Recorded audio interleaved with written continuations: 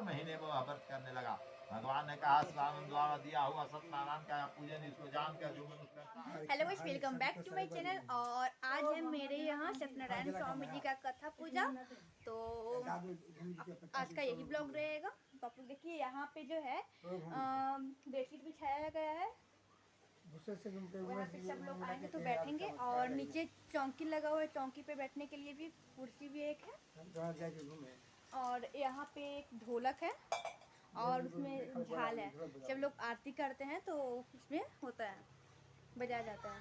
और यहाँ पे मेरे पापा बैठे हुए हैं और ये सत्यनारायण स्वामी जी का पूजा का लगा हुआ है। तो ये चौकी लगा हुआ है जो देख सकते हैं। और मम्मी पूजा का जो सामग्रियाँ होती है, सामान होते हैं, वो रेडी कर रही है। ये मम्मी भी पूजा का सामान का घर तैयार कर रही है।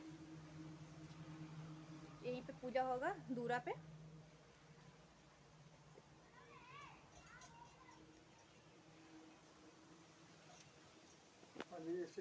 तो अभी गांव के लोग नहीं आए हैं, गांव के लोग आने वाले हैं। तो आप लोग को मैं आगे दिखाती हूँ जब आते हैं तो लोग। तो आप लोग पूरे वीडियो में आप लोग बने रहिएगा।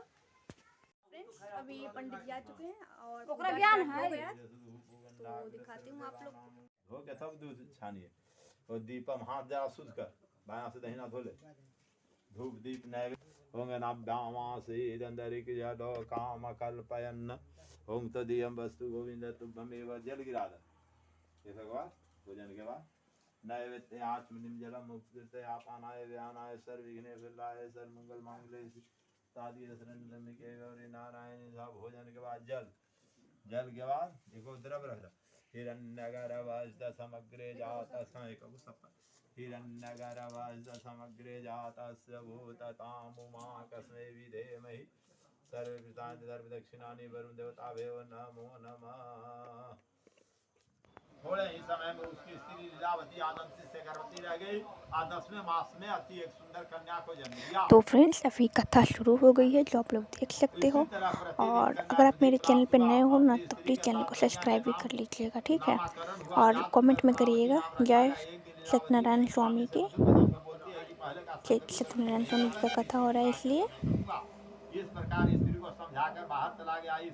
इधर कलावती पिता के दिन बढ़ने लगी। एक दिन सर्वधातु बनिया के सखियों आज्ञा देते हैं, आनंद से राजा के निकट ले जाकर बोले, दो चोर के लाए हैं, उनको देखकर आज्ञा दीजिए। राजा ने साधु को देखा, अविचार से आज्ञा दे दिया। फिर तो दूतों को उन्हें खूब बांधकर बंदी खाने में बंद कर दिया।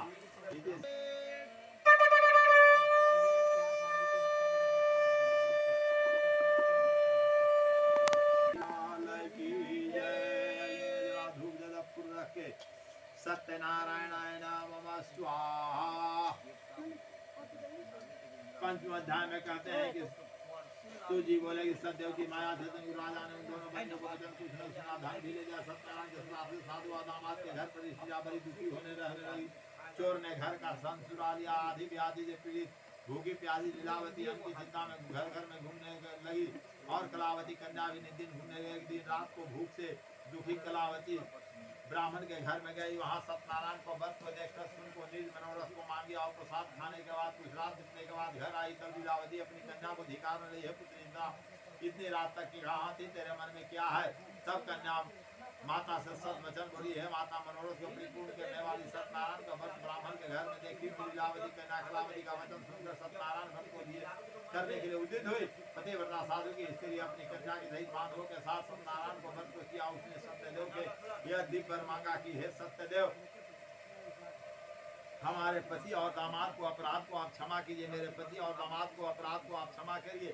अतः आप क्षमा करने योग्य हैं। इससे सत्यनारायण स्वामी संतुष्ट हो गया। चंद्रकेतु राजा को स्वप्न दिया कि हे राजन, कल सवेरे दोनों बनियों को छोड़ देना और उनका धन लिया है जो दे देना, नहीं तो तेरा धन पुत्र सब नष्ट कर देंगे। यह बात राजा ने कहकर सत्यनारायण प्रभु अंतर ध्यान हो गए। तब प्रातः काल के समय राजा ने जनों के साथ सभा में उपस्थित तंत्री को अपना स्वप्न बतलाते हुए दोनों बनियों को छुड़ाकर बंदी खाने से ले आया और उसको स्नान करवाया। चंद्रकेतु राजा ने दोनों को आभूषण दिया, वस्त्र आभूषण देके परिपूर्ण नाव पर लाद दिया। दोनों बनिया को प्रणाम किया और कहा कि आप घर जाइए, आप देर न करें। वहां से ससुर दामाद नाव में परिपूर्ण संपत्ति लदा जाता है और ससुर दामाद नाव में बैठ के अपने नगर की ओर चल देते हैं। इति श्री पंचम अध्याय समाप्त। सूर्य सत्यनारायण स्वामी की जय।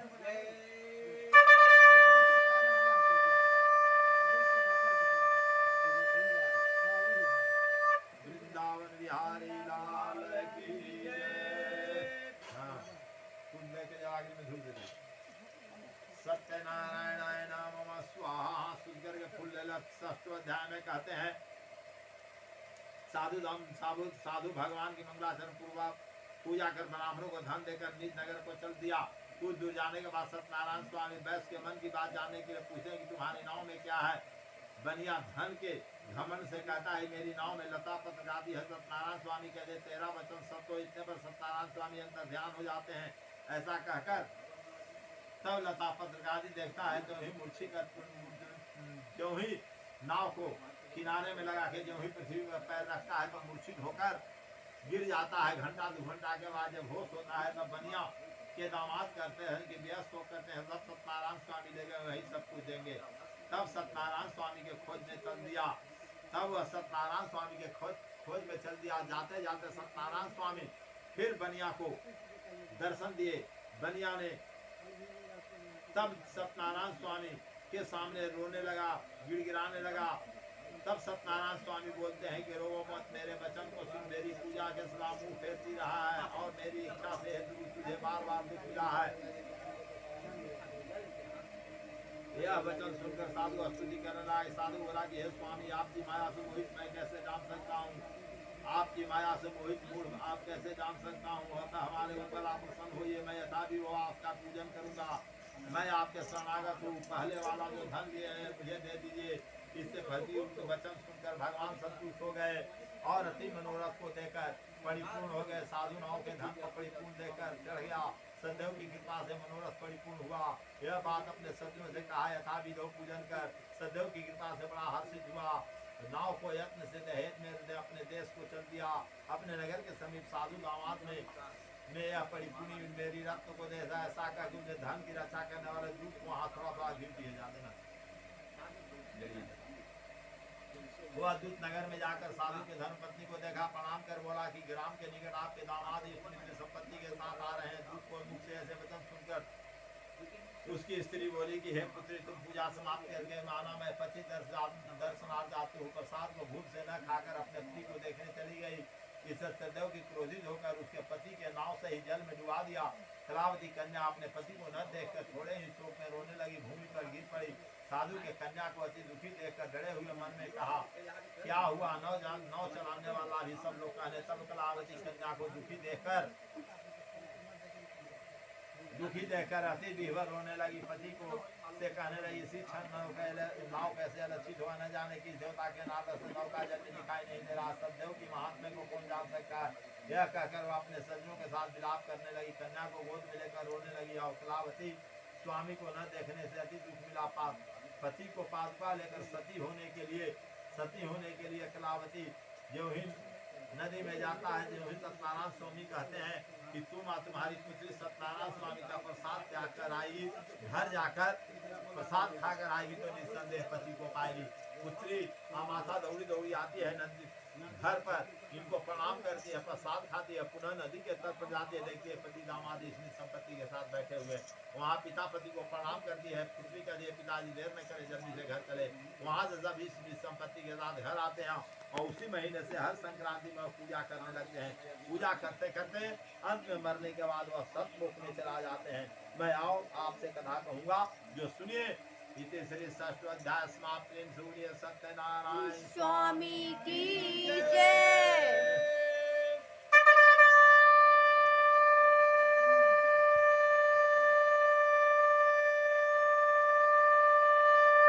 वृंदावन बिहारी लाल की जय। सत्यनारायणाय नमः स्वाहा।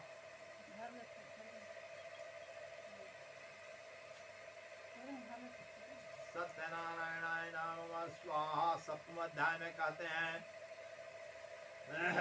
प्रजापाल में तुंगध्वज के नाम के राजा, जिसने सदैव को प्रसाद त्याग में से अति दुख पाया, एक दिन उन्हें वन में जाकर तो अब आरती हो रही है, बहुत सब लोग आए हुए हैं।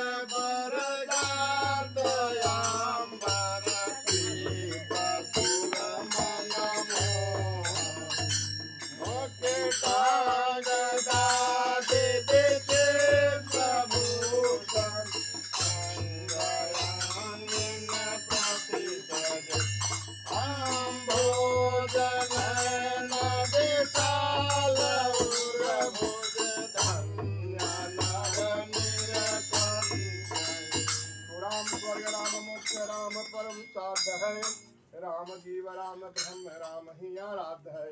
कृष्ण स्वर्ग कृष्ण मोक्ष कृष्ण परम साध है, कृष्ण जीव कृष्ण ब्रह्म कृष्ण ही आराध्य है। श्यामा